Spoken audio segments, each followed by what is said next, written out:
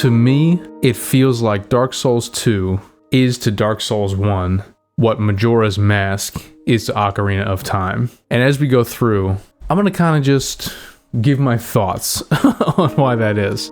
There are some meta real-world reasons for that, and there are also some actual in-game story reasons for that, and some kind of more mechanical reasons for that. In Dark Souls 2, one of the first things we're told is that we will suffer, we will go to this land, and we will not even know why. It is, at its essence, a mystery, Dark Souls 2. Much more so than Dark Souls 1. In Dark Souls 1, we are told what's up. We are dropped into the asylum, we are undead, we are walled off in the north. There is some explanation as to where we are, what's going on, how we fit into the world. In Dark Souls 2, you are sucked into a swirling vortex of black abyss and basically told, good luck. And we're explicitly told, you will not know who you are, you forget your family, all of this stuff. And we're dropped into Drangleic with the knowledge that we're in this mysterious land kind of outside of time and space almost. One of the first things we hear from the Emerald Herald is, seek misery, seek larger souls. And it's almost, again, not to, scramble my metaphors here, but it's almost like Bloodborne. Go out and kill some beasts, it's for your own good, or whatever homeboy says. The point here is that this is set up as almost a dream immediately. Now compare that to Majora's Mask. Coming out of Ocarina of Time, which is a very straightforward narrative in terms of setting and character. We know who we are, we know who Link is, we know who Ganon is, over the course of time. We know where we exist in space, we're in the Kingdom of Hyrule, all good. And yet at the beginning of Majora's Mask, we again, very similarly, are dropped into this kind of swirling Alice in Wonderland drop. And then we're in this fantasy world where we're underground, but there's a sky. And one of the first things we hear from the mask salesman is, you've met with a terrible fate. Sounds pretty similar to Seek Misery to me, thematically. It's just kind of like, hey, I know you're here, you're cursed. And a lot of people think in Majora's Mask, you're actually dead to begin the game, and you're either in purgatory or hell or whatever you want to call it, because nothing in Majora's Mask makes any spatial sense. And while that game is considered a masterpiece, and rightfully so, it's one of the greatest games ever made, Dark Souls 2, whenever we have some of these inconsistencies in the world, it's chalked up as a flaw rather than a design choice, which I think is a mistake. I think that the developers and the creative team have earned our vote of confidence that when something is somewhere, especially repeatedly, when things are nonsensical repeatedly, that they've earned our kind of respect to assume that that's actually a choice and not a mistake. So the famous one is the elevator, the gigantic elevator that is not physically possible. Now, I think at this point, given what we know about everything in the development cycle in the world of Dark Souls 2, if you still don't believe that that's intentional, I don't know what to tell you. It's so obviously and clearly physically impossible. Do people really think that would just be like a whoopsie moment? Like they would just do that? Actually, there's no way. With the amount of attention to detail that goes on in this game, and I understand it's not perfect, it seems far more likely that it's a thematic and intentional choice to show that this is basically a world that exists out of space and time. It's been so long. Everyone knows that time is convoluted in the Dark Souls universe. Time and space could be convoluted just as easily. Moving forward to Dark Souls 3, we see things like the Ring City, where different lands are literally being compressed and crushed and warped into themselves. I see no reason why thematically that can't be the case in Dark Souls 2 as well. Something that I also think is interesting between Dark Souls and Dark Souls 2, and this might be a bit of a stretch because this isn't necessarily true, is that in Dark Souls we are told we are the chosen undead, and it is very kind of straightforward how we fit into the lore of Gwyn. We are there to kill the last lord and kind of defeat the Age of Lords, Age of Fire, and bring in the Age of Dark or extend it. In Dark Souls 2, it's almost like an accident. You're there and you're told, like, you will not know why. You do not know your purpose. All of this stuff like that. I mean, I'm paraphrasing, but that is the messaging from the game. In Dark Souls 1, you're undead, you're cursed, all that stuff. That is still true, but you are cursed and undead kind of as like almost like a holy pilgrimage. Oscar's there. There's almost honor to it. In Dark Souls 2, it's just kind of like, good luck, asshole. You're just here now. And I think that again is a parallel with Ocarina of Time and Majora's Mask, because in Ocarina of Time, at the beginning of the game explicitly, you're the boy without a fairy. You kind of are chosen by the Deku Tree, all this stuff. You are explicitly told, like, hey, you have a goal, you have a purpose, go do this thing for me, and it's very important, like you're an important boy. In Majora's Mask, you lose Epona and you're in the hole of a tree, which again, we don't know how you got there, it doesn't make any sense, you're just there.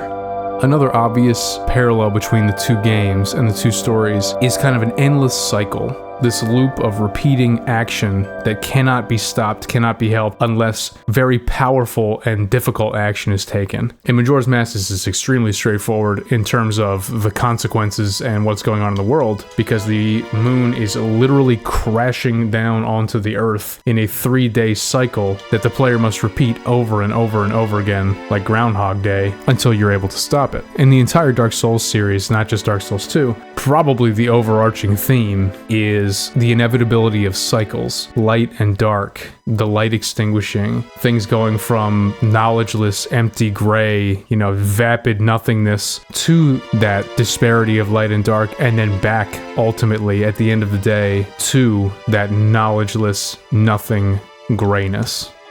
I also want to talk really quickly about the real life parallels between how these games were made. Obviously, The Legend of Zelda had more of a rich history in terms of games that came before this one. There's no question about that. Legend of Zelda was already a successful series with some classics in the catalog before Ocarina of Time. However, I would argue that The Legend of Zelda Ocarina of Time was the first truly kind of accessible, mainstream Legend of Zelda that took the series from something that people who are really into video games would appreciate to something that, you'd play with your little sister. It was such a great game, and it had so much depth, but it also was so easy to pick up and play. There's no question that it's one of the biggest games in terms of just expanding video games popularity generally. On the other hand, Dark Souls 1 was just kind of a cult classic almost immediately because it was so different and it just felt so special, but it was not for everybody. Dark Souls 1 remains a difficult game. It remains, I think the word that I like to use for Dark Souls 1 is it's obtuse. It does not show you how to play it in a very different way from Ocarina of Time, which is like, hey, this is what it is. It kind of eases you into Dark Souls 1 is just kind of more like, deal with it, buddy. In a similar way, they were kind of exceeding expectations, smash successes that absolutely required the companies, the real life business people, to say, we have got to make another one of these as soon as we possibly can. So for Dark Souls 2, the director Hidetaka Miyazaki, which I definitely said wrong, he wanted to move on to a different project. He already had Bloodborne in mind. He wanted to make a different game. But the people who probably ran the FromSoft, I'm assuming, were just like, hey dude, you have got to make Dark Souls 2. So they, I wouldn't say rushed, but they started as soon as humanly possible on Dark Souls 2, and they did not have the same team that they had for Dark Souls 1. In a sense, Dark Souls 2 wasn't rushed, but it was ordered immediately, because Dark Souls 1 sold so well and had such a great reputation right off the bat that I can't imagine that they anticipated on that release. So for Ocarina of Time, again, maybe not as much of a surprise that it was a success, but they can't have anticipated that amount of sales, that amount of critical acclaim. It basically, almost from day one, Ocarina of Time was considered one of the greatest games ever made, just right off the bat. That's how good the game is and how well it was received. The team actually loved The Legend of Zelda Ocarina of Time so much that they insisted on making Majora's Mask as soon as possible. If I understand the story correctly, which I may not, and you can, yell at me in the comments, the team basically begged for permission to continue on the game and make a sequel. And Nintendo, the corporation, told the team, you've got X amount of time. And again, I'm riffing while I play. So you can tell me how stupid I am in the comments again and tell me exactly how long it was, whatever. They had X amount of time and they said, okay, we've got to make this game right now. So in a very real way, they were rushing to get Majora's Mask out the door because they actually were told, you don't have any more time than this. This is all we're giving you. And one of the things that resulted from that is that Majora's Mask is really weird.